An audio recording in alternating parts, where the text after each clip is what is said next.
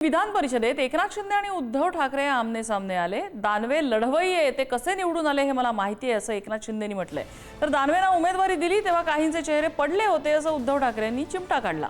दानवे सोन्याचा चमचा घेऊन जन्माला आले नाहीत असं शिंदे म्हणाले। तर दानवेंनी भरलेल्या ताटाशी कधी प्रतारणा केली नाही असं उद्धव ठाकरेंनी टोला लगावलाय। आम्ही देखील एकत्र काम केलंय। त्यांची निवडणूक त्यांना लक्षात आहे। जेव्हा निवडणूक त्यांची झाली, त्यांची निवडणुकी लक्षात आहे, त्यावेळची निवडणूक पाहिलेली आहे आणि त्याचा अनुभव अंबादासजींना देखील आहे। आणि म्हणून अंबादास दानवे एक लढवय्या कार्यकर्ता आहे आणि त्यासाठी जे काही आपण आपलं कर्तव्य केलं आहे, त्यामुळे शेवटी आपण आपल्या पक्षाचं जो कोणी उमेदवार असतो त्याच्यासाठी आपण काम करतो। आणि त्यामुळे त्यावेळेस अतिशय अशी कठीण वाटणारी निवडणूक आपण अतिशय लीलया सोपी केली होती आणि ती अंबादास दानवे त्यावेळेस भरघोस मताने निवडून आले होते।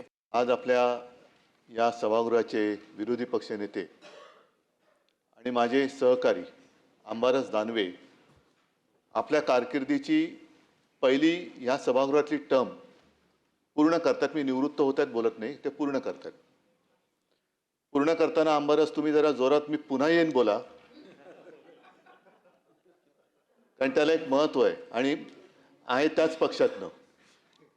मला अंबादासजींचं कौतुक ऐकायला फार बरं वाटलं, कारण काही जण असे आहेत की आज कौतुक करत जरी असले तरी जेव्हा मी अंबादासना उमेदवारी दिली तेव्हा जरा त्यांचे चेहरे वेगळे होते। एक कार्यकर्ता म्हणून अंबादास अतिशय उत्कृष्ट काम आपण केलेलं आहे। सोन्याचा चमचा घेऊन तुमचा जन्म झालेला नसला तरी सुद्धा गोरगरीब आणि सर्वसामान्यांच्या घरात जन्माला तुमचा जन्म झाला आणि स्वतःच्या परिश्रमाने आणि एक संयम ठेवून अतिशय कष्ट मेहनत घेऊन आपण या पदापर्यंत पोहोचलेला आहेत। त्यामुळे खऱ्या अर्थाने आपण एक चांगला विरोधी पक्षनेता, याला आपण न्याय दिलेला आहे। अनेक जण धडपडत असतात की मला पद मिळालं पाहिजे, माझं पद टिकलं पाहिजे।